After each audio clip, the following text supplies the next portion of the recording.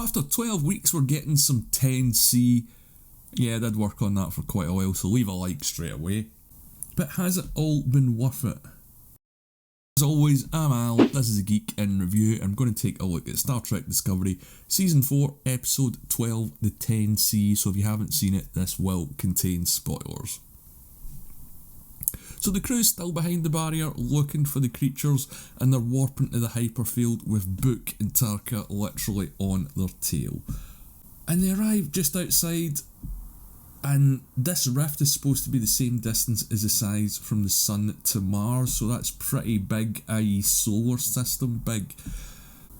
And straight away they're trying to force tension here, and yeah, there feels like they're just trying to ramp up the pace in this episode several times, and we're one episode away from, or this is the last episode before the finale, so it does seem a little bit rushed, and this show is nothing but pacing issues, but I'm going to get to that later on. Now, there's no communication, so they break out the first contact team. The president wants to wait for some reason, and with 15 hours on the clock, I didn't understand that.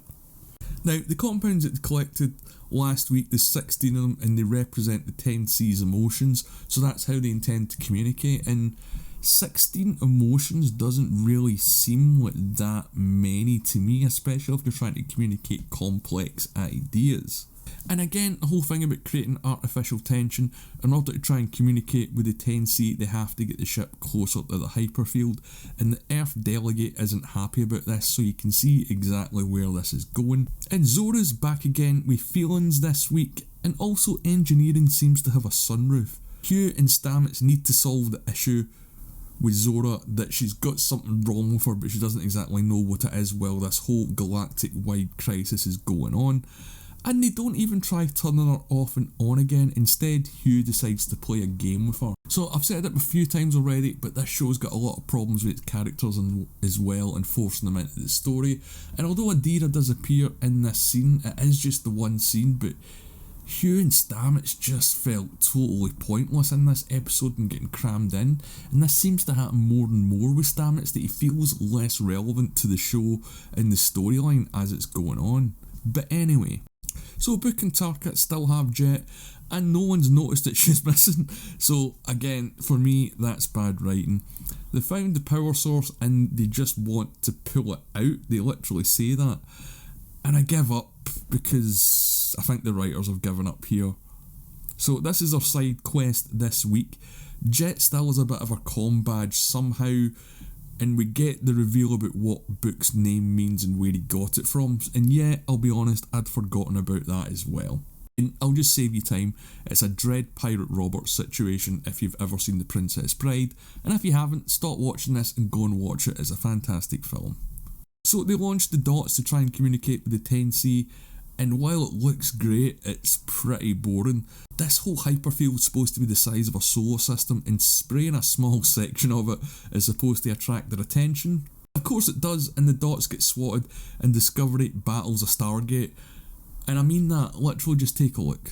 So they're stuck with 14 hours to go, surrounded by life signs, and Michael wants to gift them some boronite, as that's what they've been after the whole time, which I thought was actually not a bad plan. And again, there's some tension here and it does actually work, but it's more overshadowed by all the talking.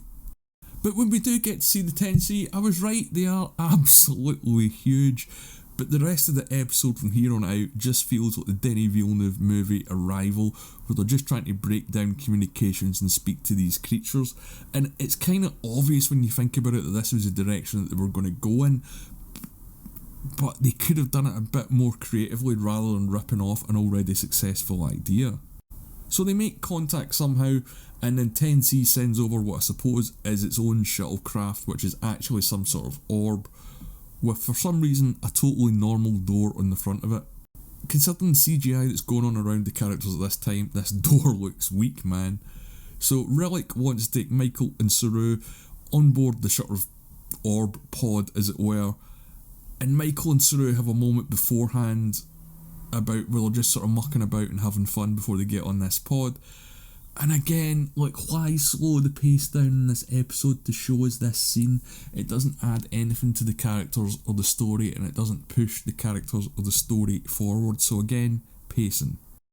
So for budgetary reasons, the inside of the pod actually looks like Discovery's bridge, and the 10C have their own isolated weapon.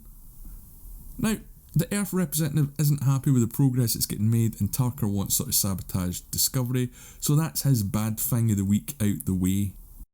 But while this has all been going on, Jet clocks on that Tarks' calculations are wrong and he's actually lying to Book and the plan won't work.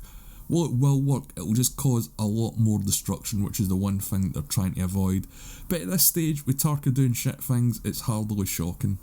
They communicate with the 10C, but again, it is painfully slow and it all goes wrong. And it all goes wrong with pretty much surprise and ease, and the gang are let go. Then the rest of the ship manages to realise that Jet Reno is kinda missing. And yeah, I'd forgotten that they didn't know about that either, and what's weird is they do address it because Stamets says he's been looking for her all day. And this is where the show gets really crazy, because Jet uses a piece of licorice that Book gave her to power her communicator to talk to the ship, and I'm saying that with as much enthusiasm as I can. So it all ends in a cliffhanger, and I don't see how this can be resolved with a speech next week, but I'm sure there's going to be one. This week was okay. The 10C stuff was the best and pretty interesting, but again, the pace and delivery was pretty slow, and the writing is all over the place. I can't see how all this is going to be resolved in one episode, so the crew of Discovery, I think, are pretty much going to be stuck beyond the galactic barrier next year. But as always, thanks for watching, and let me know what you think in the comments below. If you've made it this far, please like and subscribe.